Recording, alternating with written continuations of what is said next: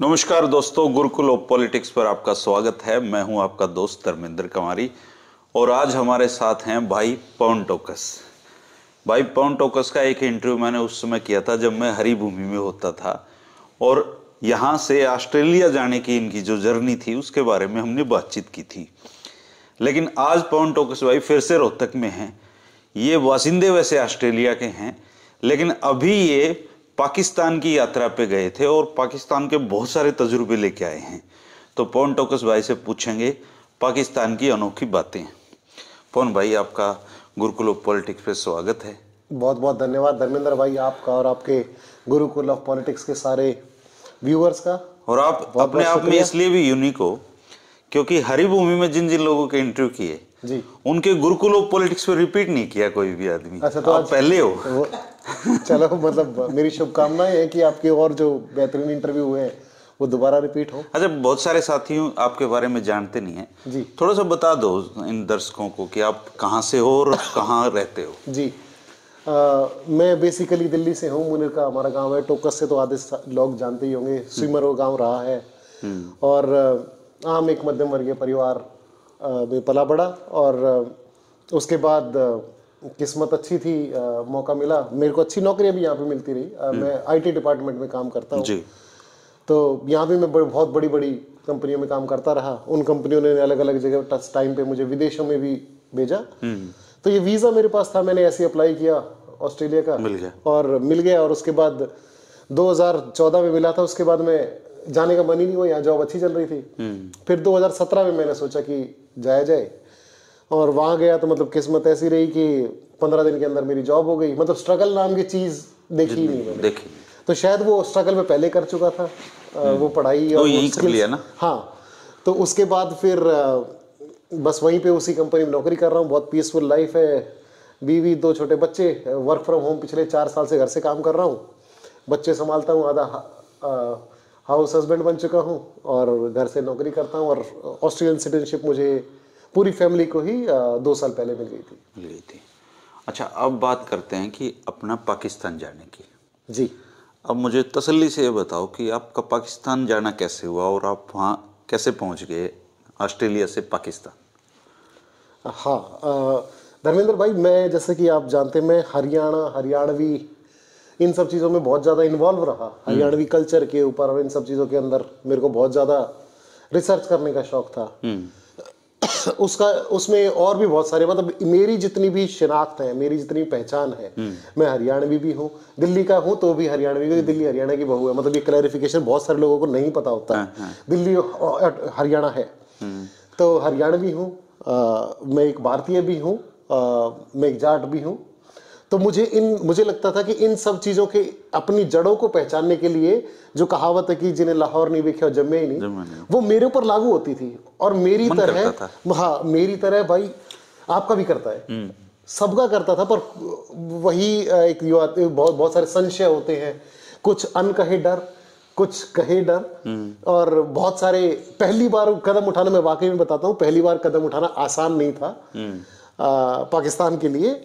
लेकिन फिर अचानक से कुछ 4 साल से था। फिर मैंने वेट किया कि इंडियन पासपोर्ट और वीज़ा मिलना बहुत मुश्किल था, और मैंने वेट किया ऑस्ट्रेलियन सिटीजनशिप का। शायद मैं ऑस्ट्रेलियन सिटीजनशिप ही ना लेता अगर मुझे पाकिस्तान ना जाना होता। अच्छा, इतनी ललक। क्योंकि मेरे अंदर बहुत था कि मैं वो जगह देखूं जहां भगत सिंह पैदा हुए, जहां भगत सिंह, अगर आप पाकिस्तान को, हम लाहौर वाले हिस्से को हटा दें तो हमारे पास भगत सिंह का बहुत ज्यादा कुछ है नहीं। वो जहां पैदा हुए, जहां उनको फांसी दी गई, मैं धर्मेंद्र भाई उस तख्ते पे ढूंढ लिया मैंने जहां पे उनको फांसी दी गई थी। अब वहां पे पार्क बना दिया उन्होंने, जेल आगे मूव कर दी। महाराजा रणजीत सिंह में मुझे बहुत इंटरेस्ट था। अगर आपको भी पता होगा कि उनका कितना बेहतरीन गवर्नेंस रही। बीबीसी की रिपोर्ट 2019 के हिसाब से महाराजा रणजीत सिंह को बेस्ट गवर्नेंस स्टेट एवर का अवार्ड मिला है। तो मेरे अंदर और क्यूरियोसिटी उठी कि ऐसा क्या था, और हमारे पूर्वज तो हैं ही, तो हमारी साझा विरासत है, संगीत हमारा साझा है। एक और बहुत था कि वहां मेरे बहुत सारे मित्र बन गए थे जो हरियाणा से माइग्रेट होके गए थे, अलग अलग पाकिस्तान में। तो 1947 में हाँ, 19 जो इस तकसीम के बाद वहां पे जो लोग गए, उसमें सभी कम्युनिटियों में, कलानौर के रांगड़ और दीनपुर, झज्जर, यहाँ के जो जाट थे, सारे दोस्त बन गए वहां पे। वो दोस्त बन गए। और वो मैंने इतनी आसानी से पाकिस्तान जाने का निर्णय नहीं लिया धर्मेंद्र भाई। पाकिस्तान जाने से पहले बहुत एक मेंटल प्रिपरेशन होती है और एक ट्रस्ट, एक रिलेशन को ना आप ठोक बजा के देखते हो। तो मैंने पिछले 7 साल में उन लोगों की मेरे रिश्ते के प्रति और मेरे परिवार के प्रति जो उनके कंसर्न थे और जो कमिटमेंट थी, मैंने एक बार किसी को बता दिया। मैंने कहा यार छोटे गीत वाले की तबीयत खराब है, तो रात को फिर आ गया उसका फोन, बोला भाई ठीक है, वो मेरे को नींद नहीं आ रही। वो अटैचमेंट देखी मैंने, मतलब 7 साल तक उन लोगों के, जब भी मैं उनका फोन उठाता था और लगातार वो मुझसे बात करते थे, मैं उनसे लगातार बात करता था। और हमें बस ये लगता था कि बस यार एक बार पार करके शक्ल देखनी है, अदरवाइज हम जानते तो बहुत सालों से थे एक दूसरे को। तो फिर एक दिन मैंने सोचा और मतलब हो गई किस्मत थी। आपने वीजा अप्लाई किया? हाँ, तो ऑस्ट्रेलियन को पाकिस्तान में भी और इंडिया में भी वीजा ऑन अराइवल नहीं है, आपको अप्लाई करना पड़ता है। और खासकर आप अगर आप इंडियन ओरिजिन हो तो मैं, जाहिर सी बात है, अभी 2 साल 4 साल पहले तक इंडियन ही था। तो उन लोगों का एक वेबसाइट है नादरा करके, उसके ऊपर मैंने अपनी डिटेल डाली। और सच बताऊं भाई, इतना सिंपल वीजा का फॉर्म मैंने भरा नहीं जिंदगी में। मैंने यूएस, आयरलैंड, ऑस्ट्रेलिया, एक बार तो ऐसा हुआ कि जब मेरे पास वीजा नहीं था, मेरी सास की आकस्मिक मृत्यु हो गई, तो मुझे भारत में आने के लिए भी जब अप्लाई करा तो उनसे ज्यादा सिंपल वीजा का फॉर्म नहीं देखा मैंने। अच्छा, बिल्कुल बेसिक डिटेल्स, और भरने के बाद सबमिट, और उनका आ गया। और बहुत नॉमिनल सी फीस ली उन्होंने। पहले मैंने सोचा कि मैं और मेरी बीवी जाते हैं, अगर रिजेक्ट भी हुआ तो ज्यादा नुकसान नहीं होगा। तो उनकी होटल बुकिंग और ये सब मैंने करा दी थी, जो कि उसकी जरूरत नहीं थी। बाद में उन लोगों ने बोला जरूरत नहीं है, आप कैंसिल कर दो। तो फिर मैंने अप्लाई किया और उनका 7 दिन बाद ही शायद जवाब आ गया कि हमें ये जिन लोगों ने आपको बुलाया है उनके वहां के आधार कार्ड, जिसको शिनाख्ती कार्ड बोलते हैं वो लोग, तो उधर, अच्छा उधर के शिनाख्ती कार्ड, हाँ, उनके शिनाख्ती कार्ड भेज दो, और एक लेटर और बिजली का बिल, मतलब कुछ डॉक्यूमेंट्स जो उन्होंने बोले कि भाई ये डॉक्यूमेंट दे दो। आप यकीन नहीं करोगे भाई, मैंने उनको फोन किया कि भाई 7 दिन का टाइम है और 7 दिन के अंदर मुझे डॉक्यूमेंट अपलोड करने, अगर नहीं होते हैं तो मेरी रिक्वेस्ट कैंसिल हो जाएगी। वो उसी दिन, मतलब शाम के टाइम में, मैं ऑस्ट्रेलिया में शाम हो गई थी, उनका कुछ दिन बचा हुआ था क्योंकि इंडिया और पाकिस्तान के टाइम कुछ पीछे, बोला अभी जा रहा हूँ भाई। और वो बंदे वहां चले गए, उन तीनों ने आपस में कोऑर्डिनेट किया कि भाई ये चाहिए, एक बंदा जाएगा और सारे अपने पेपर उसको दे दो। उन्होंने पेपर बनवा के मुझे अगले ही दिन, मैं सुबह उठा तो मेरे मेल बॉक्स के अंदर उनके पेपर थे। बोला देख ले कुछ और चाहिए क्या? मैंने कहा नहीं चाहिए। और उनमें से एक मेरे जो खास दोस्त है, उसकी शादी भी थी, तो मैं उसकी जिंदगी के सबसे अहम मोमेंट का हिस्सा बनना चाहता था। क्या नाम उनका? खलील। तो खलील की शादी थी, तो उसने बोला आ जा यार, तू आएगा ना? उसने बोला कि भाभी शाही गाल लगी जिब मैं ब्याह करवाऊंगा। अच्छा, तो वो यही हरियाणा से गए हुए हैं। तो मैंने कहा फिर तो भाभी भी लानी पड़े। बोले ये तो है ही, तेरे को तो एंट्री नहीं है बिना भाभी के। मैंने कहा चल भाई, फिर मैंने बीवी का भी लगाया। अच्छा, और उन्होंने भेजा और मैंने लगाए। विद इन 5 डेज तक 2 मेल आई कि वीजा अप्रूव्ड। 30 दिन का एक बार में स्टे कर सकता हूँ और शायद दिसंबर इस साल तक कभी भी जा सकता था। तो मुझे तो जितना जल्दी हो सकता था कि शादी, खलील ने अपनी शादी को कई बार पोस्टपोन किया क्योंकि उसको मेरी वीजा की कंफर्मेशन नहीं थी। तो जैसे मैंने बोला इतना, बोला तू कब आ सकता है? तो मैंने कहा 2 बता, 2 या 4 को मेरी दिल्ली की टिकट है, मैं वहां से आ जाऊंगा। बोला तू डेट बता। मैंने उसको बताई डेट 4 तारीख। उसने अपने वहां से पीली चिट्ठी, जो हमारे हरियाणा का भी कल्चर है, उसने बोला भेज दो चिट्ठी। और वो उस दिन शादी फिक्स हो गई और 4 तारीख को उसकी शादी के हम गवाह बने। बहुत खुशकिस्मती। 4 फरवरी की? 4 फरवरी की। अच्छा। तो फिर यहाँ आप दिल्ली कब आए?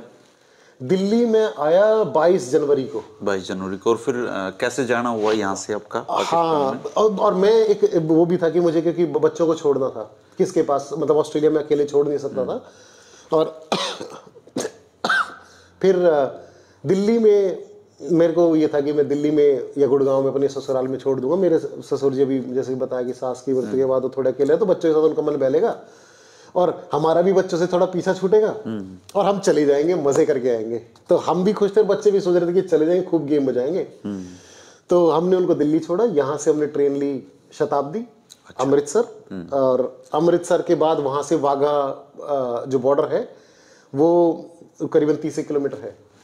तो उस दिन वो जो मेरा प्लान था कि वो 1:30 बजे पहुंचेगी और 3:30 बजे वो एंट्री बंद करते हैं बॉर्डर पे। तो मैं 30 तारीख को जा रहा था ये सोच के कि आज तो एक दिन पहले एंट्री करेंगे, क्योंकि शादी से पहले अगर आप गए नहीं, मेहमानों को जाना नहीं, तो फिर आप एंजॉय नहीं कर पाओगे ठीक से। तो मेरा था कि पहले जाएंगे। तो उसके बाद फिर हमने वो, लेकिन उस दिन ट्रेन लेट हो गई, तो अमृतसर में रुके हम होटल लेके वहाँ पे। और देखो धर्मेंद्र भाई, कितनी गजब की बात है, मतलब हरियाणवी और एक जाट तो ऑटोमेटिकली हमारा सिक्खी की तरफ बहुत झुकाव रहता ही है। मैं वो खुशकिस्मत आदमी हूँ जिसको एक पहली ट्रिप के अंदर ही ननकाना साहब, गुरु अर्जन देव शहीदी लाहौर और हरमंदिर साहब में माथा टेकने का सौभाग्य मिल गया, एक ही ट्रिप में। और ये शायद बहुत सारे लोगों का वो सोचते ही रह जाते हैं कि कभी न कभी एक दिन आएगा तो शायद हम करेंगे। तो मैं तो बहुत खुशकिस्मत हूँ कि मुझे अमृतसर में रुके, हरमंदिर साहब में माथा टेका, अगले दिन सुबह वहाँ से ब्रेकफास्ट करके निकले और पहुंच गए वहाँ पे इमिग्रेशन ऑफिस। तो जो बूट परेड होती है, जो गेट ओपनिंग और क्लोजिंग सेरेमनी होती है, उससे पहले एक लेफ्ट में रास्ता कटता है जिनको पार जाना होता है। अच्छा। और वो पहले ही पूछ लेते हैं, हाँ भाई ट्रांसफर, तो वो गाड़ी वाला उधर ही जाएगा। तो वहाँ बीएसएफ के लोगों ने आईडी अपने ड्राइवर साहब का और सबका आईडी कार्ड देते हैं, आपका पासपोर्ट ले लेते हैं। तो जब मैं अंदर गया ना, तो मुझे मतलब उन लोगों ने, मेरे को लग रहा था पता नहीं इनके लिए कैसा होगा, मेरे मतलब पहला एक्सपीरियंस वाकई में बहुत अलग था। तो वो मेरे को उन बंदों ने बताया, कई लोग लड़के राजस्थान के थे, तो मैंने उनसे बोला कहाँ जा रहे हो, मैंने कहा यार शादी है एक वहाँ पे। तो पहचान लिया मैंने उसको, मैंने कहा राजस्थान से, वो बोला हाँ। कह रहा हमने नहीं सोचा था कि, हम सोचते थे कि इंडिया में कौन जाता होगा पाकिस्तान, कह रहा लेकिन इस यहाँ पे जब से ड्यूटी है ना, तब से मुझे पता लगता है कि रोज कम से कम भी 300 लोग जा रहे हैं पाकिस्तान। और 300 लोगों में से ना आप जैसे लोग जो फॉरेन पासपोर्ट लेके आते हैं, वो है 250। अच्छा। तो मतलब हमारी तरह और बहुत सारे लोगों की, खासकर सिखों की तमन्ना होती कि वहां माथा टेक आए। हाँ, तो उधर से भी बहुत लोग आए, हमारे साथ कुछ लोग आ रहे थे वहां से जो इलाज कराने आए हैं। तो दोनों मुल्कों के बीच में एक ऐसी सौहार्द का कनेक्शन भी है जिसके बारे में आम लोग ज्यादातर नहीं जानते हैं जी। तो फिर वहां से अंदर गए, बिल्कुल इससे ज्यादा सिंपल इमिग्रेशन ऑफिस मैंने नहीं देखा। पता नहीं कितने मुल्कों के देख चुका हूँ, और एक ही देश में पता नहीं कितने देख चुका हूँ। तो वाघा बॉर्डर पे गए, वो छोटा सा ऑफिस है, और आप वहाँ जाओ, वो आपके बैग स्कैन करेंगे, और बस 2 टेबल लगी हुई है। शायद वो है कि वो बस एक फॉर्मेलिटी है, उनको सब पहले से ही अपना काम वो कर चुके होते हैं। तो उन्होंने बोला कहाँ जा रहे हैं, हमने कहा शादी है, और बोले ठीक है। बस उन्होंने कुछ हिदायतें दी हमें वहाँ पे। एक तो मेरे नाम देखते बहुत सारे लोग पहचान जाते कि हमारे बहुत सारे लोग उन महकमे में काम करते हैं। अच्छा। तो बोले टोकस मुनिका से, मैंने कहा हाँ भाई, अब एक काम करना, जो है ना वो बात ध्यान से सुन लेना। एक तो वहाँ मिलता है खसखास, पता नहीं, मुझे अब भी नहीं पता था उसका, वो शायद उससे कोई दवाई बनती है बच्चे के ब्रेन की या कुछ, मतलब अफीम से बनता है। हाँ, वो अफगानिस्तान से पाकिस्तान में आता है। ओके। तो इन्होंने बोला एक तो वो मत लाना, और गोल्ड मत लाना। उन्होंने मतलब मुझे बता दिया एक फैमिलियर होने की वजह से। और मैंने कहा मिठाइयाँ, बोले मिठाई कितनी भी ला सकते हो। मैंने कहा ठीक है, हम शादी में जा रहे हैं, सिर्फ मिठाई लेके आएंगे। तो उन्होंने बहुत आसानी के साथ, आप गेट पार करो, मतलब वो काम पूरा टोटल मैक्सिमम 10 मिनट का है। फिर बाहर गए। अब इंडियन साइड पे बस चलती है, आपको शायद 200 मीटर गेट तक लेके जाने के लिए। अच्छा। पता नहीं वो क्यों नहीं अलाउ करते हैं, आप वहां से पैदल नहीं जा सकते। तो वो वहां से जो लोग आ रहे हैं वो बीएसएफ की चौकी पे रिपोर्ट करेंगे, बीएसएफ के वहां पे वो आपको डिटेल देखेंगे, एंट्री करेंगे। आप इंडियन हो, ऑस्ट्रेलियन हो, या कोई भी फॉरेनर हो, या पाकिस्तानी भी हो, तो एंट्री करेंगे और आपको फिर उस बस में बिठा दिया जाएगा। बस के पीछे ट्रॉली होती है, इसमें आपके बैग वगैरह रखे होते हैं, और वो ट्रॉली, फिर वो बस आप बैठोगे, इससे पहले कि आप बैठ के सोचोगे कि हाँ मैं कुछ करूं, इतने में बोलो उतरो, मतलब 200 मीटर है बस वो लिटरली। हाँ, फिर आप उसी बिल्डिंग में आते हो जिस बिल्डिंग से आप गए थे। तो उस बिल्डिंग के बाहर जाओ, आप बस आएगी, जो कि जनरली ऑलमोस्ट 15 मिनट के आसपास ही वो चक्कर मारती रहती है। वो पूछ लेते हैं कि हाँ वहां से कोई आ रहा है, उनके आपस में कि कोई आ रहा है जा रहा है, तो उनको पता होता है कि कौन लोग क्रॉस कर रहे हैं। तो फिर वो आपको गेट तक छोड़ते हैं। और ये एक बहुत मैजिकल मोमेंट होता है जब आप वो जो परेड का जो गेट का जो जगह होती है, और वो एक्सपीरियंस है, वही इस ट्रिप के बहुत सारे एक्सपीरियंसेस है, बहुत सारी चीज़ें आपको वो अलग अनुभूतियाँ कराता है वो क्षण। और हम लोगों ने गए तो वो उसको आप Indian BSF Indian security personal आपको पासपोर्ट देखता है और पाकिस्तान वाले को हैंड ओवर कर देता है। फिर वो अपनी तरफ से गेट खोल के आपका सामान बीच में रख देंगे, और फिर आप दोनों में से कहीं के नहीं हो। और दोनों में शायद 3 फुट का बस एक बैग जितने का ही फासला होगा। फिर वो वहां पे देखते हैं, बोलते हैं पाकिस्तान में आपका स्वागत है और ये अगर वापस आएंगे तो ये वेलकम टू इंडिया। तो वहां से पार किया और पाकिस्तानी रेंजर ने हमें देखा। तो जितना यहाँ फॉर्मल था उतना ही इनफॉर्मल वहां पे। अच्छा। और वो जो मैं आपको मैजिक मोमेंट बता रहा हूँ, मतलब मैं हिंदुस्तानी तो हूँ ही, मतलब हिंदुस्तानी भी हूँ। तो जब और ऑस्ट्रेलियन होने के बाद शायद ये कई बार होता है कि आप जब चीजों से थोड़ा सा अलग होते हो ना, तो वो चीजें ज्यादा आपको खींचती है। तो जब आप पाकिस्तान का बॉर्डर पार करके एक बार पीछे मुड़ के हिंदुस्तान का झंडा देखते हैं ना, ये मेरे रोंगटे भी फिर से खड़े होने शुरू हुए। वो आपके दिल पे छपता है। अच्छा। और वो बहुत बेहतरीन एक्सपीरियंस है। आपको इधर देखोगे तो आपको गांधी की और वो सीटें दिखाई देंगी। आप इधर घूमोगे तो आपको बीच में खड़े होकर दोनों मुल्कों के बीच में, और इधर देखेंगे तो आपको पाकिस्तान में जिन्ना साहब की और उनकी सीटिंग अरेंजमेंट। तो आप जब दोनों मुल्कों को देखते हो ना और दोनों झंडों को देखते हो तो आपके अंदर में बहुत सारे सवाल एक साथ घूमते हैं। अपना मुल्क, फिर ये देखते हैं कि ये अलग क्यों हो गए। अब बहुत पार्टीशन ही घूमता है। हाँ, बहुत कुछ घूमता है। और पार्टीशन के भी किससे देखिए मैं सुन के आया हूँ, वो धर्मेंद्र भाई तजुर्बा ही है।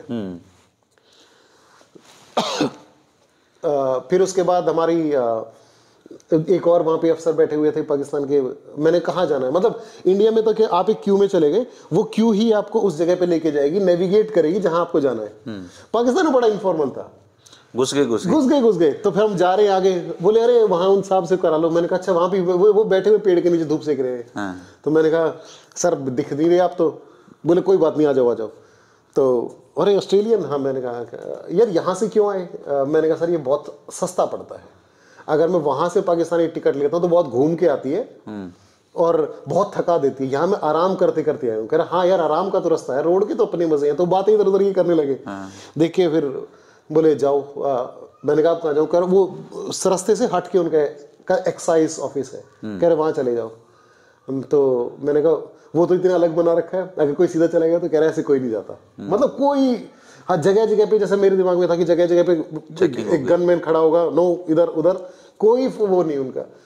वापस गए। उनको ये पता है चेक करके ही तो बेचेंगे। चेक करके तो हाँ, ये भी है, लेकिन एक प्रोटोकॉल उनको फॉलो, एसओपी तो फॉलो करनी पड़ती है ना, कि आप चाहे कुछ भी हो लेकिन उनको मेटल डिटेक्टर से तो टेस्ट करेंगे ही करेंगे। तो उधर गए। हाँ, शायद ये विश्वास हो सकता है कि भाई उन लोगों ने चेक करके भेजा, ज्यादा बेहतर करा होगा। फिर हम अंदर गए तो उन्होंने बोले वीजा, ये मुझे पहले किसी न्यूजीलैंडर ने बता दिया था कि हार्ड कॉपी ले जाना वीजा की। अच्छा। अगर ई वीजा जो आपने ऑस्ट्रेलिया से लिया, अगर हार्ड कॉपी नहीं है तो उनको सिस्टम में ट्रेस करने में ना टाइम लग जाता है। अब ये बात कितनी सही थी या कितनी गलत थी मुझे नहीं पता, लेकिन वो न्यूजीलैंडर ने यूट्यूब पे वीडियो बनाया था और उसने बोला था कि भाई ये टाइम लग जाता है। तो मैं लेके गया था अपनी, मैंने उनको दोनों दी। तो कहाँ जाएंगे? मैंने कहा कहाँ का तो पता नहीं, ये नंबर है, यहाँ जाएंगे। जगह पता है मुल्तान, लेकिन एड्रेस, एग्जैक्ट एड्रेस नहीं कहा है। बोले ठीक है। तो फिर आगे गए तो एक बड़ा ही बहुत पर्सनैलिटी वाला लड़का, बिल्कुल यंग, शायद 24-25 साल का होगा, पठानी के ऊपर कोट डाला हुआ उसने। बोला है सर? मैंने कहा हाँ। वो पहली बार पाकिस्तान? मैंने कहा हाँ। कहाँ जा रहे हैं? मैंने कहा शादी में जा रहे हैं। तो मैं उससे पहले जो वकार गहलावत हरियाणा के गामड़ा गांव से गए हुए हैं, हाँ। वो हमें रिसीव करने आए थे। वो खलील के मौसी के लड़के हैं। अच्छा, वो आपको रिसीव करने के लिए उस तरफ खड़े थे। वो लाहौर में रहते हैं। अच्छा। तो खलील मुल्तान में रहता है। तो खलील ने लगा दी अपने ड्यूटी लगा दी अपने कजन की कि भाई वहां से उनको रिसीव कर लेना। तो मैं वहां से हमारा इंडिया का जो नेटवर्क है वो शायद लाहौर में 3-4 किलोमीटर तक चलता है। हमारे टावर्स, उनका टावर शायद किसी वजह से वो बहुत पहले बंद कर देते हैं। ओके। तो जब मैं आ रहा था तब मैंने देखा मेरे फोन, हमारे तो उस दिन बंदी हो गई थी, इलेक्शन वाले दिन पाकिस्तान में फोन और इंटरनेट बंद कर दिए थे। अच्छा। हाँ, उस दिन 8 को। तो पर लोग वैसे भी बताते हैं कि वहां पे आप वीडियो नहीं बना सकते, लाइव नहीं कर सकते, आप वीडियो बना सकते हो। ओके।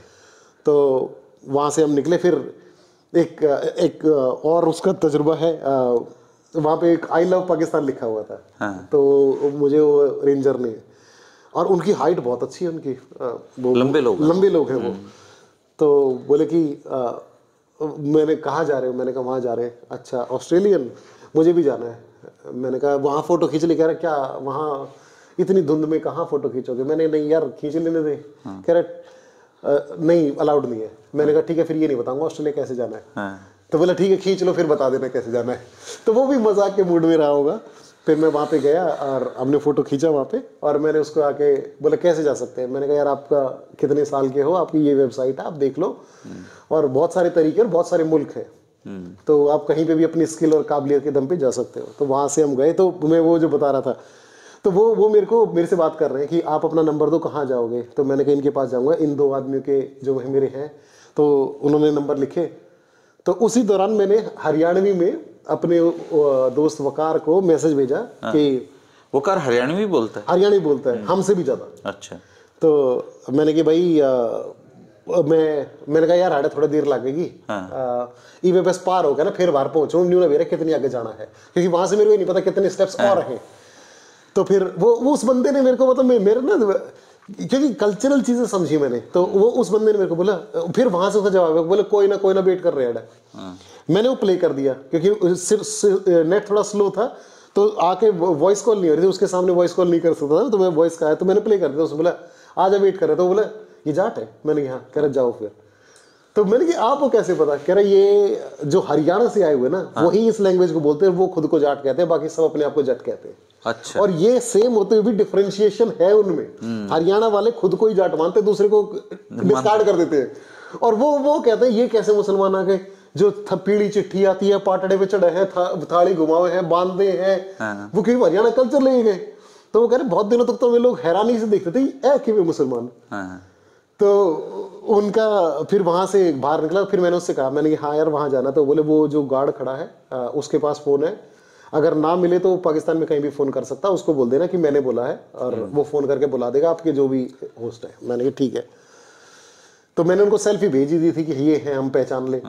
तो वहां गए, वही दूर चलाने लगे। मैंने कहा हाँ, और मतलब जैसे आके उसने गले मिला ना और वो तजुर्बा ही अलग है। और मैं वो लास्ट टाइम था जब मैंने अपने बैग को हाथ लगाया, और वो उससे पहले लास्ट टाइम था जब मैंने अपनी जेब में हाथ डाला। अच्छा। अदरवाइज ना तो उन्होंने मुझे मेरा सामान को हाथ लगाना दिया, ना जेब को हाथ लगाने दिया। और वहां से फिर हम गए, मतलब वो मुझे लाहौर लेके गए। शाम को शादी थी, तो जो खलील की मौसी है उनको भी लाहौर जाना था। तो मैंने उनको बोला कि मुझे लोकल देखना है।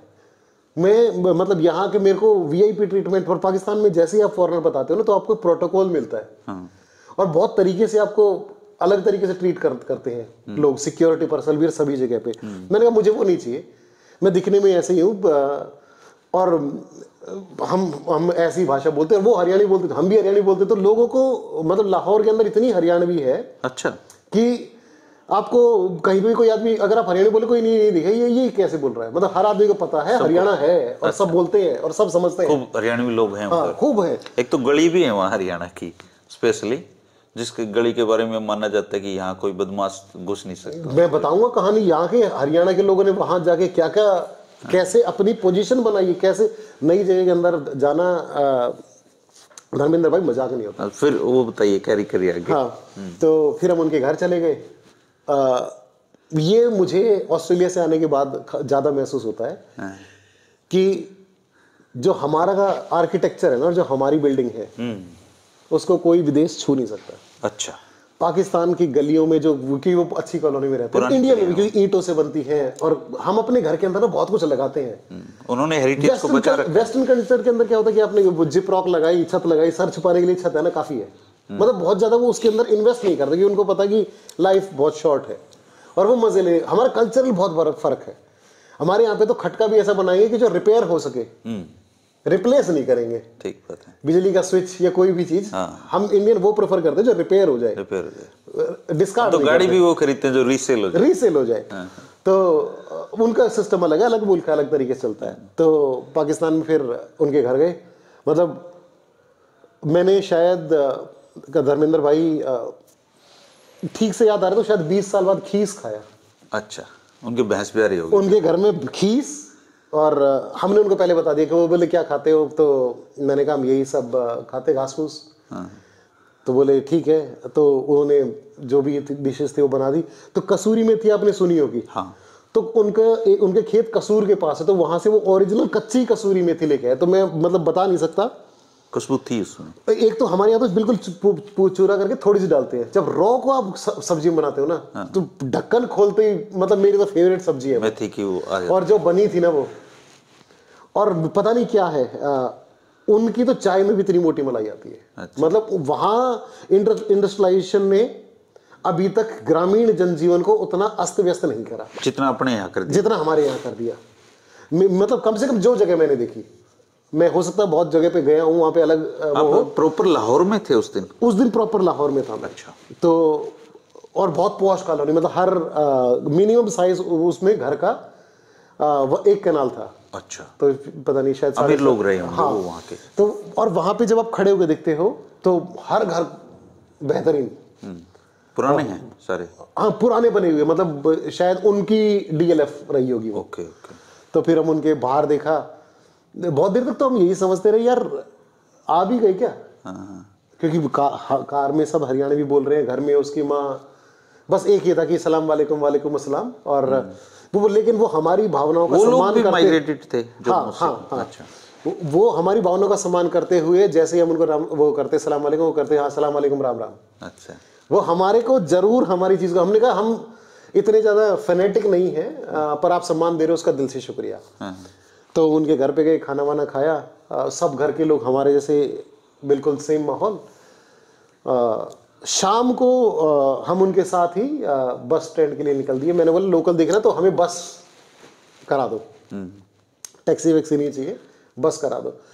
तो बस कराई उन्होंने, वहाँ से हम लाहौर गए। तो तब उनकी मम्मी ने, घर में तो कुछ नहीं होता, लेकिन घर से बाहर जाते वक्त उन्होंने जब बुर्का पहना, तब हमें लगा कि अब डिफरेंट है।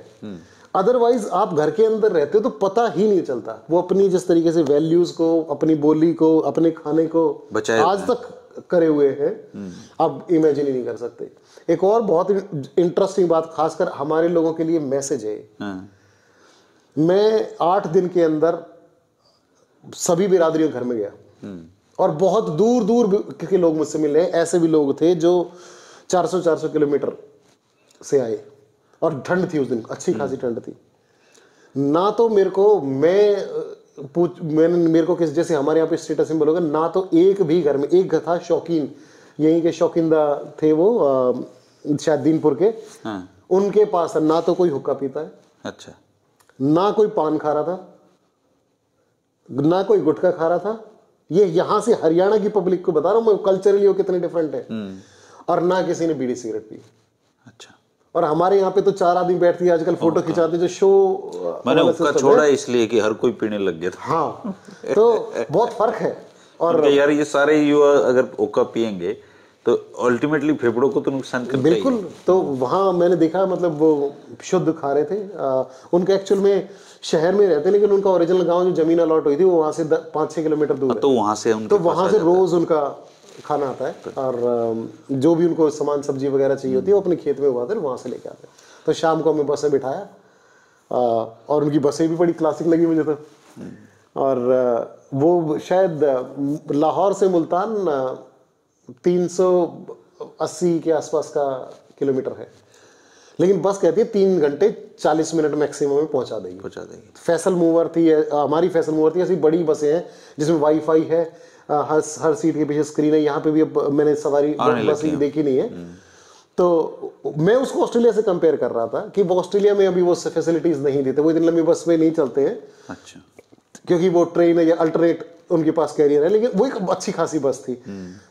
सिक्योरिटी गार्ड है, अगर आपको लेडी अकेले जाना चाहे तो सिक्योरिटी है। एक क्रू है जो आपको पानी की बोतल देगी, और कुछ ऐसी भी है जिनके अंदर आपको चाय वाय भी पिलाई जाएगी, नाश्ता दिया जाएगा। तो मैंने कहा यार हमें तो कुछ खाना नहीं है, हम पहले घर से खा के चले, बस जल्दी पहुंचा दो। अच्छा। तो वहाँ से पकड़ी हमने, और उनका एक हाईवे बना, नया मोटरवे, लाहौर से मुल्तान।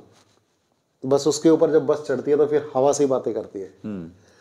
और क्योंकि मैं ऊपर, उसकी बस थोड़ी ऊंचाई पे सीट होती है, जैसे यहाँ पे हमारे लो फ्लोर बस होती है, वो थोड़ी हाई फ्लोर बस है। जब आप थोड़ी देर तक देखते हो ना, तो बस आपका मन करता है बस देखता ही रहे। जो आपने बहुत सारी अभी देखी होंगी पंजाबी फिल्म, जोड़ा मोड़, रंगरेज। आपको लाहौर से मुल्तान के बीच में कम से कम भी 100 किलोमीटर तक ना, आपको दोनों तरफ ऐसे दिखाई देंगे हरे भरे खेत, उसमें कच्चा लीपा हुआ घर, अच्छा, और 100 नहीं ना तो शायद लगभग 70% घरों में घोड़े। और वो चादर लपेट के जब उसके ऊपर बच्चे या जो भी को दौड़ रहे थे ना, घोड़े को दौड़ा रहे थे शाम के, बड़ा शानदार लग रहा था। कड़ा, मतलब वो मैं फील कर रहा था उनको। और ज्यादातर घरों में मतलब इस रूम के जितने वो घर के पास में उनको और इतना मोटा ट्यूबवेल, मतलब पानी दुख दुख दुख दुख दुख, वो नजारा ही अलग था। और हर घर के अंदर हमारे यहाँ पे 1 या 2 जानवर होते हैं, पर वहां पे एवरेज मुझे दिख रहा था कि लोगों के पास कम से कम 5-5, 6-6 भैंसे, गायें, घोड़े, और दूर से तो दिखे नहीं, शायद और एक आध जानवर होगा। तो जो हमारा सिस्टम था ना, एक किसान भरा पूरा किसान, लाहौर तक का किसान तो बहुत बेहतरीन संपन्न था, कम से कम जो दूर से नजर आ रहा था। वो बाद में मुझे और लोग भी मिले, उनकी अलग समस्याएं हैं, लेकिन जमीन बहुत बेहतरीन है। आपको वही अमृतसर की फील आती है। सारा पंजाब ही तो था, सारा पंजाब है। और फिर उसके बाद वहां से हम शाम को मतलब 3 घंटे 20-30 मिनट के अंदर एक जगह वॉशरूम के लिए रुकी, बस 5 मिनट। तो हमने बोला मैं वॉशरूम जाना, कहीं रुकेगी? तो बोली कि नहीं रुकती तो नहीं है, लेकिन अगर आपको जाना है तो हम 5 मिनट के लिए होल्ड ले सकते हैं। तो मैंने कहा कर लो। तो उन्होंने रोका, पर उसके बावजूद भी 3.5 घंटे में मुल्तान। रात हो गई थी वहां तक पहुंचते पहुंचते। मुल्तान में क्या वो खलील और खलील के भाई तैयार खड़े पाए, वो वहाँ पे तैयार मिले, और वहाँ से फिर घर में भेज दिया। और वहाँ एक पहली चीज़ मैंने देखी, बड़ा अनुभव मुल्तान का। तो वो बोले कि हाँ तुम जाओ, तुम उसमें चले जाओ। उन्होंने बाकियों को रिक्शा करा दिया, ऑटो करा दिया, और हमें मेरे को बोला कि भाई तू मेरे साथ बैठ जा और भाभी को बिठा ले। मैंने कहा जाने दे इसको भी उसमें। कह नहीं इसका काम होगा। मैंने काम क्या पड़ेगा? तो वो बोला तेल डलवाना। मैंने कहा फिर? कह रहा जिस कार में लेडी बैठी होगी उसमें तेल पहले डलता है। अच्छा, क्यों नहीं लगती? तो ये सिस्टम है उनका कि अगर लेडी अगर आ गई तो वो क्यों जंप करेगी किसी भी दुकान पे है तो भी, पेट्रोल पंप पे जाएगी तो भी। मैंने कहा ये तो बड़ा अच्छा सिस्टम है। कह रहा हाँ, और लोग फॉलो भी करते हैं, मतलब अगर आगे कोई खड़ा हो तो जाने देगा वो। अभी बताते हैं उधर तेल का भी क्राइसिस थोड़ा चल रहा है। तेल का तो यूनिवर्सल ही है, पर अगर आप देखोगे तो 290 हमारी करेंसी का 3 गुना तेल है, कम है उनका। मतलब हमारे 100 रुपए वहां जाके ऑलमोस्ट 300 रुपए बनते हैं, तो हम 100 हैं तो वो ऑलमोस्ट 300 है। तेल 290 रुपए, 290 था जब हमने डलवाया, तो 290 पाकिस्तानी रुपए, तो ऑलमोस्ट वैसा ही समझ लो आप, उतना ही। तो फिर उसके बाद वहां से फिर उसके बाद तो शादी, मजे। और वो शादी बिल्कुल अपने हरियाणवी खलील के घर के बाहर बोर्ड लगा हुआ था, जाट हाउस। अच्छा। और वहाँ मुझसे किस गोत्र के हैं वो खलील? सिंसनीवार, मतलब सूरजमल के जो है। तो उनके पिता हैं सलीम। उनसे भी मेरी बहुत मतलब दोस्ती भी है और रेस्पेक्ट भी है। फिर बोले यार ये बिजी हो जाएंगे सारे के सारे कल से, तो अभी चल मेरे साथ। तो वो पुलिस में है वहाँ पे। अच्छा। मुल्तान पुलिस में। तो वो बोले मैं दिखा के लाता हूँ तेरे को। वो हिसार से गए ना? नहीं, झज्जर से गए। झज्जर से गए क्योंकि मुल्तानी लोग हिसार शिफ्ट हुए थे। हमारे हिसार में मुल्तान के आए हुए लोग हैं। हाँ, ये डिपेंड करा काफी जगह पे। जब उनको जगह की शॉर्टेज पड़ी तो अलग अलग जगह पे उनको शिफ्ट कराए। तो फिर वहां से हम गए, उन्होंने दिखाया मुझे एक वो जो जिसकी वजह से सेकंड एंग्लो सिख वार हुई थी। अच्छा। जो पियर्सन स्मारक, जहाँ पे पियर्सन जिसको धोखाधड़ी से इन्होंने मरवा दिया था, जिसकी वजह से अंग्रेजों ने बदला लेने के लिए दूसरी एंग्लो सिख वार हुई थी। अच्छा। उसका एक मेमोरियल है जो लेफ्टिनेंट जिसको मरवा दिया था। तो मैंने कहा ये देखना था, तो मैंने रोक दिया। तो वो सभी कुछ पास में है। एक खूनी बुर्ज है जहाँ पे मतलब अटैक हुआ था, तो इतने लोग मरे थे कि उसका नाम ही खूनी बुर्ज हो गया। मुल्तान के अंदर, मुल्तान के भी गेट है। ओके। तो जैसे हमारे यहाँ पे सब जगह पे मुगलों वाला सिस्टम था, लाहौरी गेट, पेशौरी गेट, मुल्तानी गेट, भी सारे गेट होते थे। हाँ। तो वो उसके गेट थे और बुर्जियां थी, तो उनमें से ज्यादातर खराब हालत के थे। वो मुल्तान अंदर से ऐसा है ऑलमोस्ट जैसे चांदनी चौक। अभी भी लोगों के हिंदू भगवानों के नाम लिखे हुए हैं जो मुल्तान से मूव हुए होंगे। अच्छा। और ओरिजिनल जो किले के अंदर, जो दीवार के अंदर मुल्तान है, वो ऑलमोस्ट 100%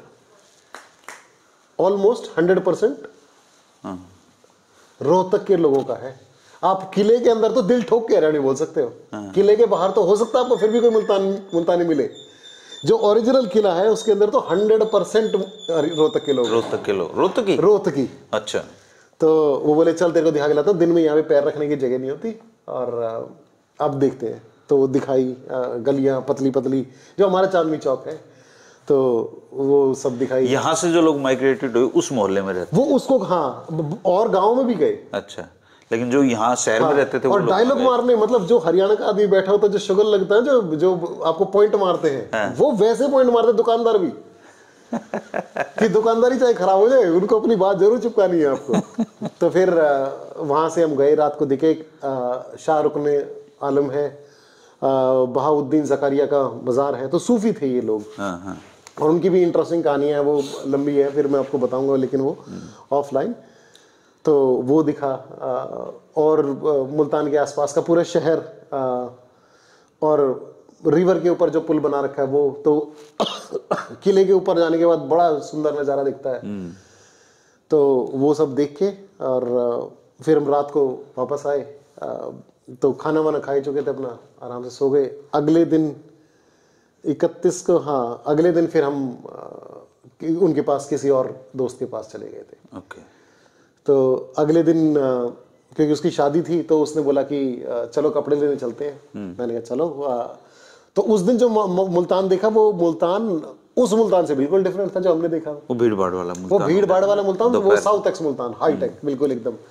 तो ब्रांड तो ये सारे ही मिलते होंगे मतलब उनके अलग है, ब्रांड अलग है, लेकिन आपको उस बाजार का अलग फर्क पता लगेगा। मतलब या तो करेंसी की वैल्यू है या जो भी है। जैसे दुकानें थी जहाँ पे स्टार्टिंग 50,000 पाकिस्तानी रुपए से है। तो अगर मैं आम पाकिस्तानी की बात करूं तो उसके लिए बहुत बड़ा नंबर है वो। हाँ, तो जैसे गुड़गांव में हर हिंदुस्तानी शॉपिंग नहीं कर सकता, मॉलों में तो बिल्कुल नहीं कर सकता। तो वैसे ही ये तो भला हो डेक्थलॉन का कि मॉल में भी जाके शॉपिंग कर लेता है, नहीं तो नहीं कर पाता। तो उसके बाद अब वहाँ पे शादी से वापस आए, लेकिन एक मेरे दोस्त है, उनके बहुत वीडियो भी देखे होंगे, राय मोहम्मद अली। वो है गठवाल, और वो है यहाँ के दीनपुर से गए हुए। अच्छा।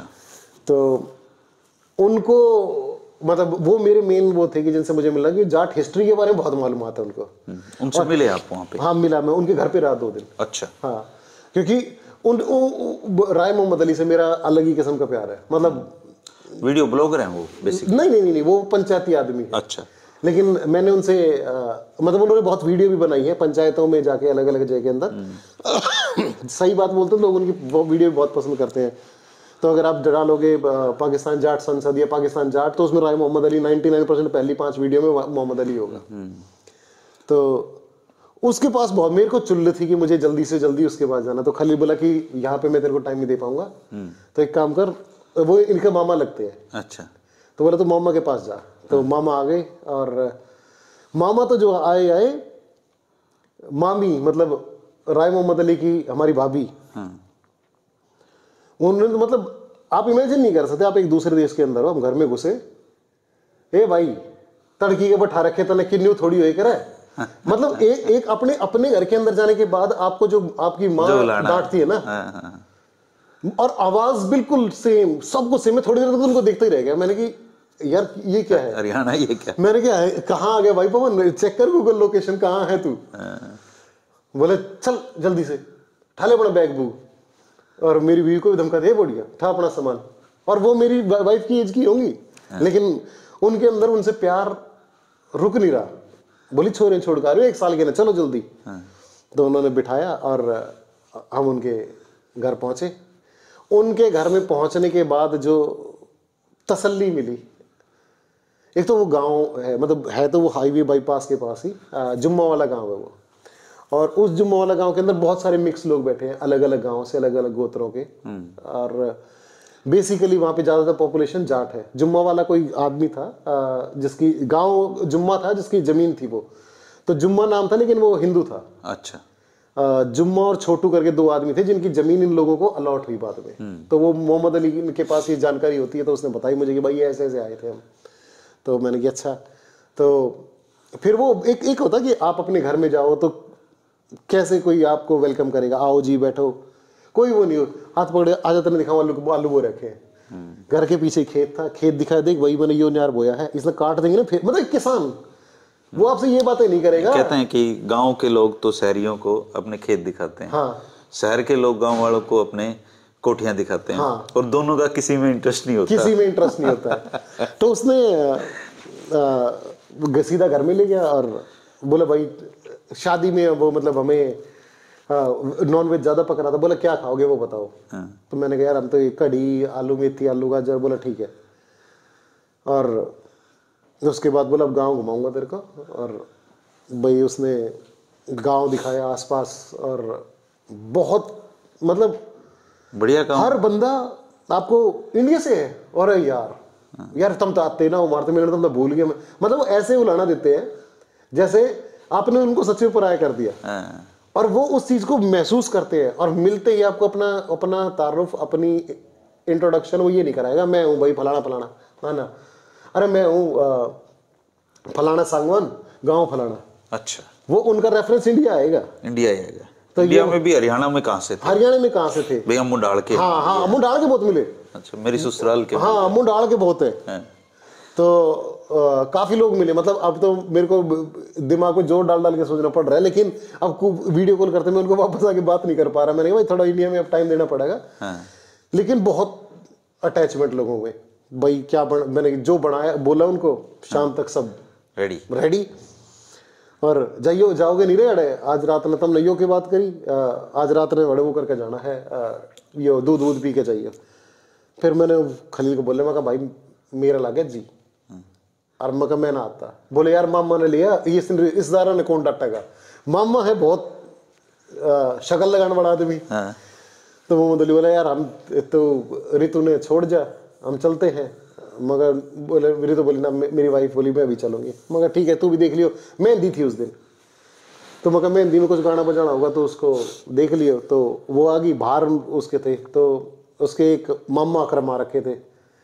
मतलब वो एक भाई साहब बहुत दूर से, यूसुफ लोचब, एक ताज मोहम्मद गठवाड़, और ये इतने सारे जाट इकट्ठे हो गए। और उनमें से ज्यादातर तो मतलब डाडी मूछ क्लीन शेव भी थे, या हल्की डाडी थी, उनको तो आइडेंटिफाई करना ही मुश्किल हो जाए। तो या मूछ रख रहे हैं बस सिर्फ नॉर्मल, जैसे आम हरियाणा के लोग रहते हैं। और मतलब धर्म से ज्यादा है उनका कल्चर हावी है, कल्चर हावी। ये भी एक में बहुत हम उल्टा हो रहा है। हाँ, हम अब श्री राम बोलने लगे हैं, कल्चर छोड़ दिया। उन लोगों में से ये भी एक अलग मेरा तजुर्बा है, किसी और का तो कह नहीं सकता।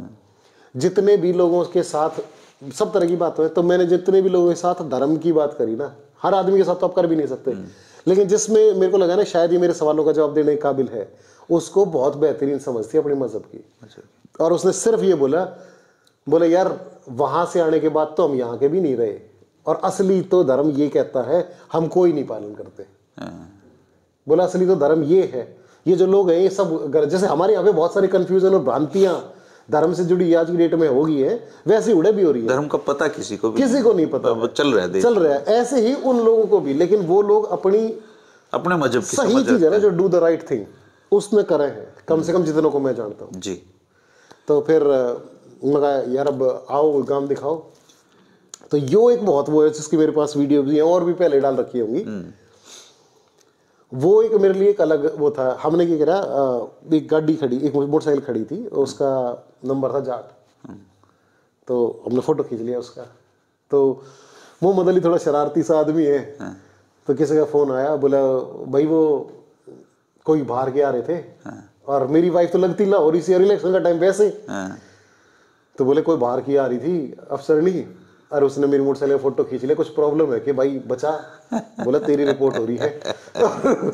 वो डरा दिया उसने, बोले फंस गया तू। बोले भाई कागज वागज तेरे घर दे जाऊंगा, मेरी जान छुड़ा दे। बोला कुछ ना है, वे आ रहे थे, तू क्यों डर रहा है, वो उनके वो भी जाट है, उनकी गाड़ी का भी नंबर जाट है, तो वो तेरी गाड़ी कर लेते। मैं कहा अच्छा। तो बोले ठीक है। फिर वो बोला चलो दिखाऊं गाँव। तो ये एक बहुत बहुत जबरदस्त चीज है जिसको हमने संभाला तो है, लेकिन जो लोगों ने खोया ना, उन लोगों ने उसको बचाने के लिए बहुत कोशिश कर रखी है। तो जुम्मावाड़ा के अंदर ही फुल फ्लेज सिलाई सेंटर चलता है। अच्छा। जिसको चलाते हैं खुशी मोहम्मद पंगाड़ साहब। अच्छा, 1 रुपया किसी से नहीं लिया जाता।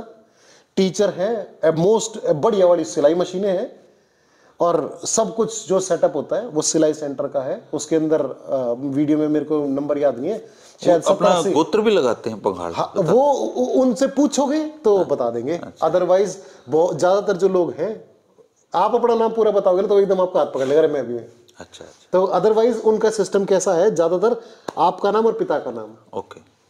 तो ऐसे लगाओगे लोग, जैसे वकार असगर ऐसे कर दिए, वो गोत कम लोग लगा हुए हैं। खलील जैसे जो लोग फेनेटिक हैं, जिनको हिस्ट्री के अंदर बहुत इंटरेस्ट है, या मोहम्मद अली जैसे, अच्छा, जैसे इनको पता है। हाँ। तो वो जैसे अपन 3 गोत्र छोड़ते हैं, क्या वो भी छोड़ते वो ज्यादातर भी छोड़े हैं। अच्छा। ज्यादातर लोग पाकिस्तान के अंदर, खासकर जाट कम्युनिटी के अंदर 3 गोत्र छोड़े हैं। अच्छा। मोहम्मद अली बोल रहा है भाई, हमारे आज तक भी डिस्करेज करा जा है कजन मैरिज को। अच्छा। बोले हमारी तो गाँव में, वो शहर में है खलीलर, उनका एक अलग वो हो सकता है। बोले लेकिन गाँव में जो लोग है ना, ज्यादातर वो इस तरीके से शादी करते हैं। बोले जो यहाँ, बोले अगर हम कजन मैरिज करे थे ना मजबूरी में, वो लड़ाओ तो और कोई करे ना था, मरते।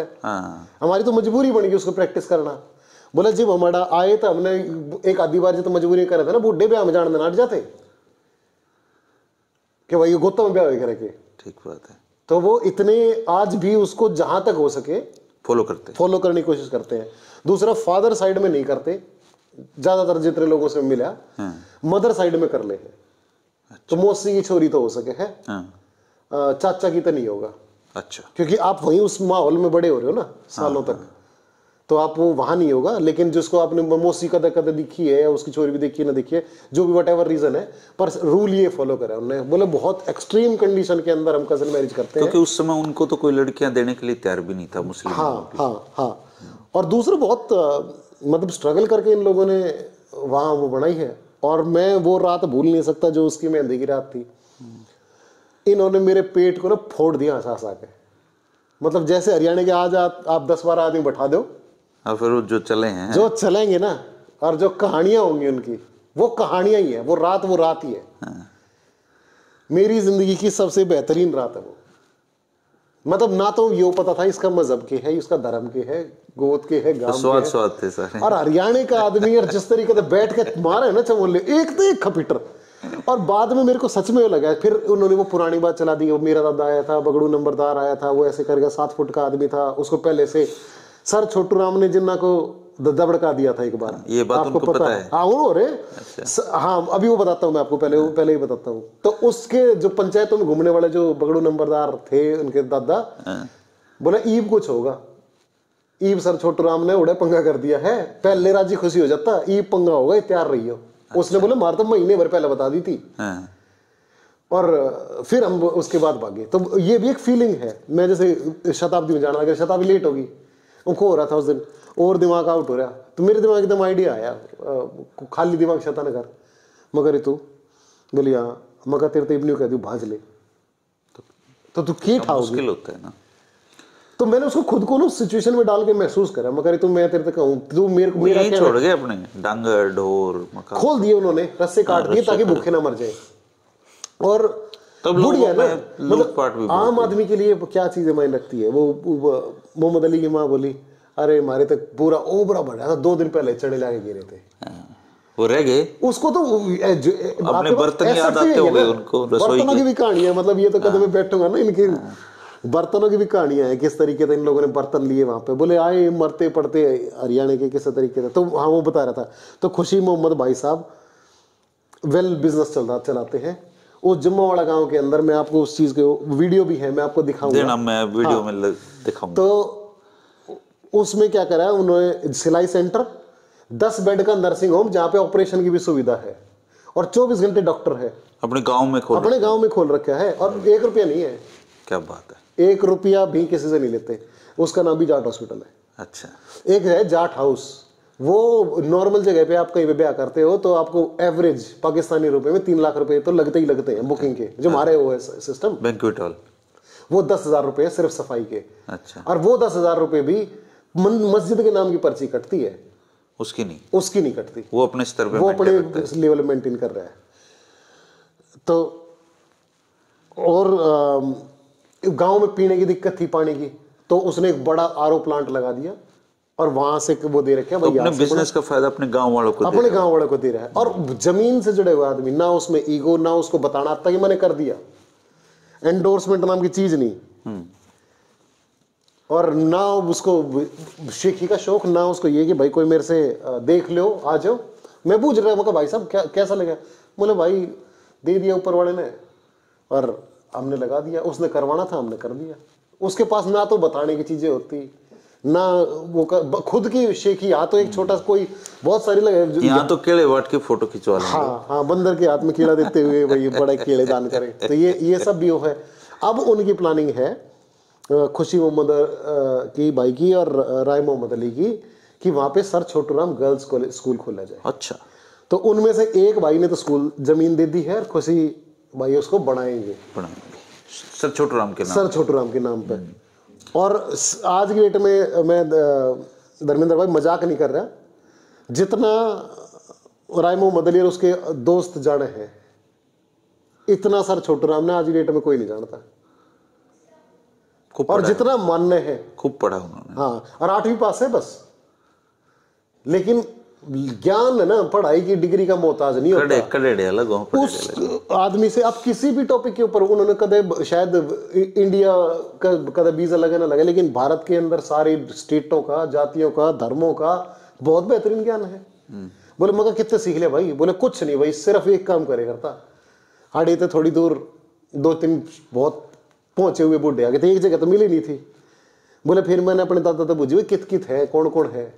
बोले तांगे पे बैठ के जाए करता अपनी गोश्त तो भाड़ा लगा के, और उड़े तड़की तो सामने उनको हुक्का भरे करता, सामने घर आ जाए करता। बोले सिर्फ उनके पास बैठ के सीखा मैंने। तो मतलब मैं एक बार तो मेरे को लगा, मेरे ये बात कही भी उससे, मगर यार कहीं ऐसा तो नहीं कि हमने सच में क्रीम खो दी। जिस बुजुर्ग के दिमाग में इतनी जगह की हिस्ट्री नॉलेज है और वो हम लूज कर गए इस पार्टीशन की वजह से, तो कहीं नुकसान, बोले नुकसान तो सच में तुमने करा है, क्योंकि बहुत सारे ऐसे लोग तुमने लूज करे जो शायद ना तो हम यहाँ पैदा कर पाए उनको। बोले ये जो दिख रहे हैं ना तने, मगर बड़ी जमीन ले रहा तू तो, बड़ा वो है मुरब्बेदार भाई है मेरा तो, मगर मैं धमका दिया कहते। बोले धमका तो सारे के गाम ने दे, पर बोले यो है ना यो, बोले चौथी हूं मैं, 2 जनरेशन तक नटीब देना समतल करते खत्म होगी हमारी बात की। तो बाद में सोच ले फसल पैदा, जाट है ना अपनी जमीन तो ठीक कर ही लेता है, वो कैसी भी हो चाहिए। लेकिन दो जनरेशन मतलब जहां वो थे, वो बता रहे थे कि भाई लाहौर से आए, यहाँ पे 80 मुरब्बे थे उसके, एक मुरब्बा 25 किले का। और वो हिसार उस हिसाब से तो उनको थोड़ी मिली वहां। ये भी एक रेशो था, ये भी एक रेशो था, 21 का रेशो है ज्यादातर जगह पे, क्योंकि वो जगह ज्यादा फर्टाइल थी। उन्होंने बोला अरे तुम एक किले में इतने वहां खान देना चाहिए करता, तो वो कोई ये कहे ना करता कि भाई मेरे को वो दे। तो उन्हें कई लोग ऐसे भी थे जिन्होंने बोला ना भाई मेरे को वैसी दे दे, चाहे दे दूर, पर मेरे को मेरी वैसी जमीन दे दे, मेरे को उतनी दे। कई लोगों ने ज्यादा ली हुई है, तो उन्होंने जैसे अभी शुरुआत में तो जहां मिल गई वहां दे दी, फिर जैसे जैसे पेपर सेट होते रहे और चेंज नहीं करी, यहाँ पे तेरे 7 किले हैं, बाकी 12 किले उस गांव में दे दिए। तो हरियाणा का वो लोग बताओ, बोले भाई समझ ही नहीं सकते आप किस दौर से गुजरे हैं हम। बोले बूढ़े हैं, उन तब बात करवाई उसने। तो खुशी मोहम्मद की तो मैं आपको वीडियो दिखाऊंगा, और कैसे गांव के अंदर प्रेम है। तो वो मैं कहा भाई ये थारे बूढ़े बोले आए, बोले बालक रोआ था, बोले मरते पड़ते मेरे कुछ ना लीतरे पीतरे सब खिंड रहे, और आके बोले भाई जा दूध ले आ। तो वो गया उस दौरे, बोला दूध है, बोला दूध ना खीर है, बोला दूध भाई, वो आ गया उल्टा, बोला भाई उन दौरे दूध ना खीर है, बोला खीर है लिया साले को कुछ खा लेंगे और किसा का तो पेट भरेगा। वो जाके बोला खीर दियो, उन्होंने कहा दूध दी दिया, सराकी में खीर दूध न कहते। बोला रे कितने घेर दिए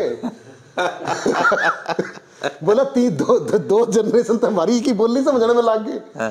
बोले हम बोलना इनकी सारी है, सारी बोली बोलेंगे हम, इनते सराकी भी आवा, हमने पंजाबी भी आवा है, उर्दू भी बोल रहे हैं, लेकिन जो कर हम बोलेंगे ना हरियाणवी, बोले फिर नबेर लाग जाए लड़ागा। अच्छा ये लड़ागा ये कोई बात नहीं करनी। बोले जो कर हरियाणी बोली ना आधे लोग भागना शुरू कर देंगे, भाई लड़ाई हो गई है। तो बोला हमने बैठा रखा है वो। तो शैतान देखो कितने थे, प्यारे भोलापन भी है उनमें। वे उड़ गए तो किसी की खेत थे, तो वो बोले कटवा दे, गेहूं कटवा दे भाई तेरे। दे दिए बालका ने जो दाने हो, क्योंकि जमीन तो अलॉट हुई नहीं थी, कईयों के बीच में अटक रही थी, पेपर वर्क चल रहा था। ऑलरेडी जो जमींदार थे, ऑलरेडी जो जमींदार थे सरायकी उड़े के। तो बोले ठीक है कटवा दे साईं। इन कटवा दी उसकी। फिर वो कितने थे, कोई डांगर खोल लिया कैसा का। बोले एक काम कर, 2 बोरी तूड़ा और दे दे। बोला गठड़ी बना ली उसके अपने गेहूं की। बोला 2 बोरी ना भाई तूड़ा नहीं दूंगा, बात सिर्फ दाने की हुई है, आधे दाने दूं मैं तेरे तो यार, तूड़ा नहीं दूंगा। बोला दे दे यार। बोला ना। बोला तूड़ा दाना में गिर के मिला दी। बोला आप काट दिए दोबारा। तो वापस बोला हमने ना चाहिए तेरे दाने भी, तूड़े में मिला के। बोला क्या कर रहा है यार, रुक जा। तो छोड़ के आ गए उसने। फिर बोले शुरुआत में बोला ऐसे ईगो भी तो कितना हर्ट हुआ। हाँ।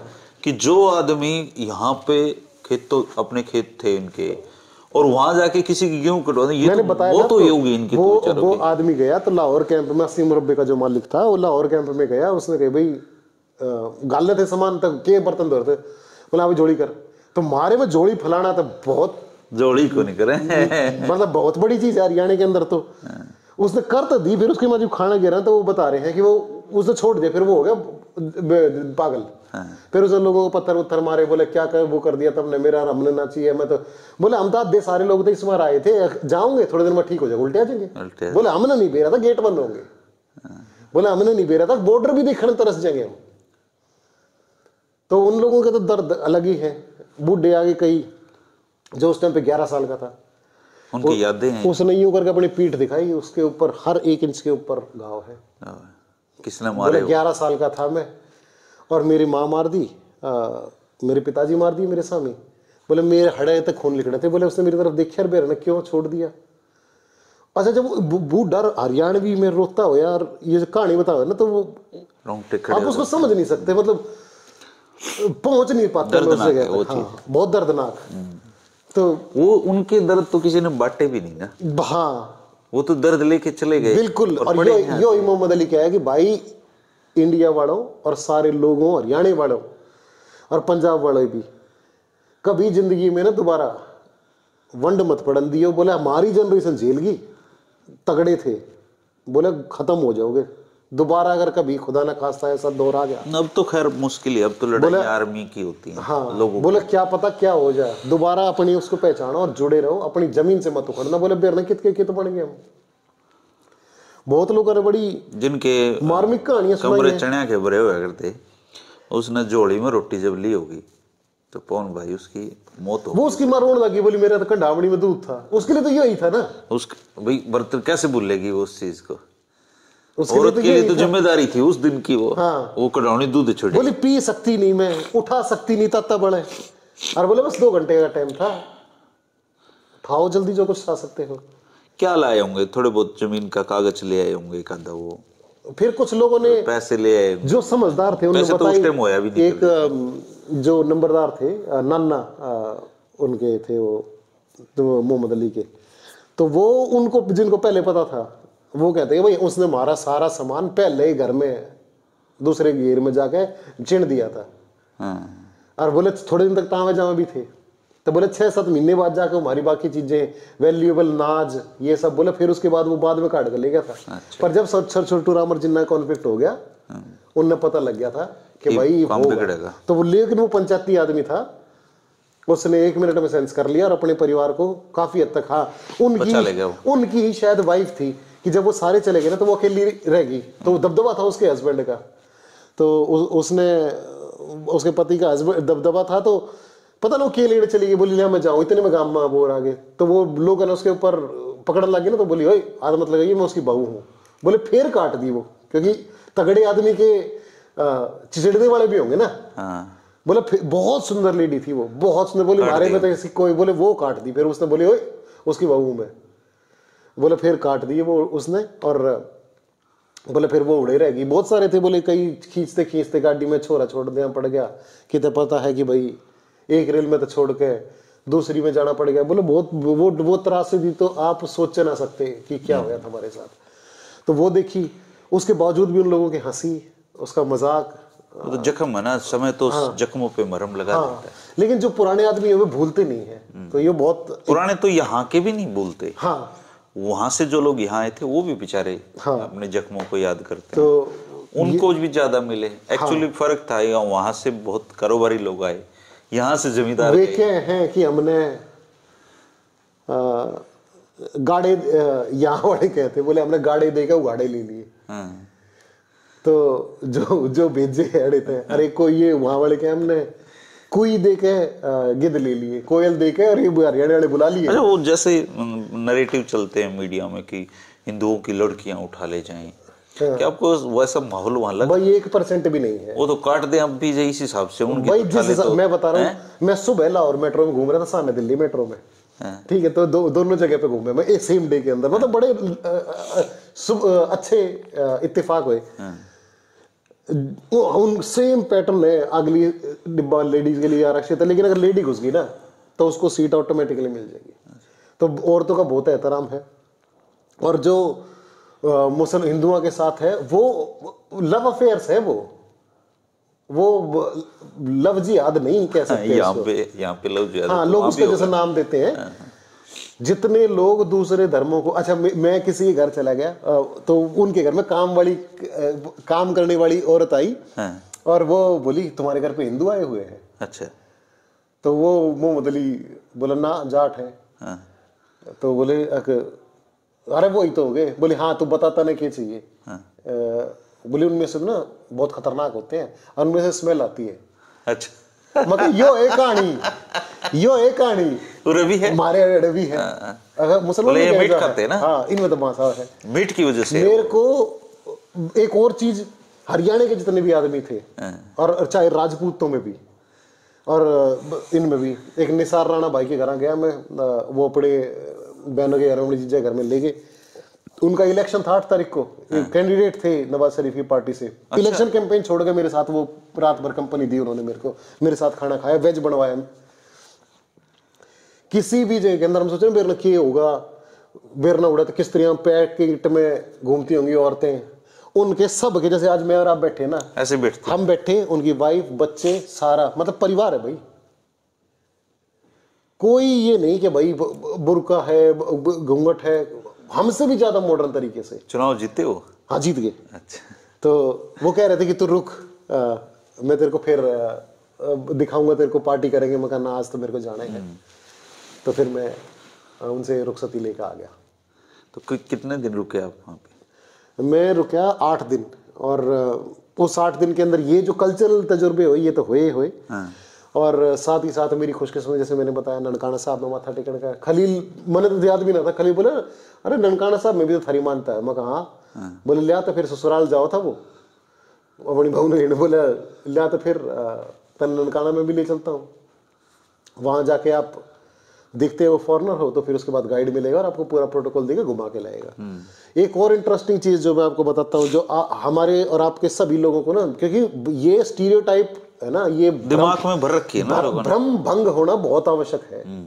गुरु अर्जन देव जी का शहीदी स्थल है वो, लाहौर किले के बिल्कुल साथ में। मैं वहां पे इसलिए गया था कि मेरे को रणजीत सिंह की समाधि में माथा टेकना था।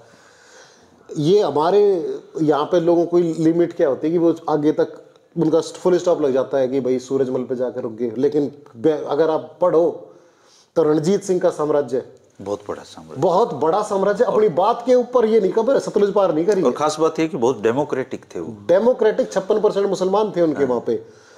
उस टाइम के अंदर 13 पाउंड का एक नानकशाही रुपया था, यानी कि, और नेपोलियन बोनापार्ट की आर्मी के लोग इसके यहाँ पे नौकरी करते थे, उसके जनरल।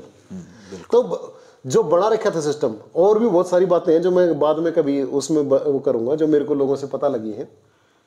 तो उसको क्या, स्टेट को कैसे रन करा जाए, एक राज्य को कैसे होना चाहिए, राजधर्म क्या है। मैं वहां पे सिर्फ ब्याह में नाचने नहीं गया था, मैं हमारी वहां पे कल्चरल की जड़ें हैं हमारी वहां पे, जो हमने देखनी चाहिए, पता करनी चाहिए। तो मैं ये देखने गया था कि भाई रणजीत सिंह में क्या विशेषता है, कैसे एक पूरे धर्म के जो लोग हैं उनके ऊपर आपने राज कर दिया, और क्या उन्होंने उनको चुनौती नहीं दी होगी। तो ये एक बहुत बढ़िया था। भगत सिंह का, जैसे मैंने बताया आपको, जिस तख्ते पे वो झूले थे ना, उस तख्ते की एक जगह पे, और मैं आपको बता रहा हूँ सच में धर्मेंद्र भाई, वहां जाते ही आपको वाइब्रेशन महसूस होती है। अब वहां पे फव्वारे लगे हुए, इलेक्शन का टाइम था, चारों तरफ उसके बैनर थे लेकिन फिर भी हम अंदर घुस गए, और वो एक अलग तजुर्बा है जो भगत सिंह का है। दूसरा एक और जगह थी जो टास्क था, मैं कोशिश कर रहा था। भगत सिंह का घर बढ़िया मेंटेन है। हाँ, बहुत मेंटेन है, बहुत वहां जाके मेंटेन है। एकदम से आंखों में आंसू आते होंगे। आपको जहाँ जेल थी ना, ये जहाँ पे वो था, घर में मेरे को कम हुआ। हाँ। लेकिन जहाँ फांसी वो तख्ता था ना जहाँ पे, वहां से जेल चली गई 500 किलोमीटर पीछे कर दी। हाँ, और वो जो वो है ना चौक रख रखा है उन्होंने, वो उसका नाम है शादमान चौक। अच्छा, भगत सिंह चौक नहीं है अभी, उसके लिए फाइट कर रहे हैं कि इम्तियाज कुरैशी साहब उसके ऊपर कि भाई इसका नाम भगत सिंह करो। भगत सिंह यूथ ब्रिगेड के प्रेसिडेंट है वहाँ पे, वो बहुत मेहनत कर रहे हैं कि इसका नाम, कोर्ट ने ऑर्डर भी दे दिया लेकिन बोर्ड नहीं लग रहा है।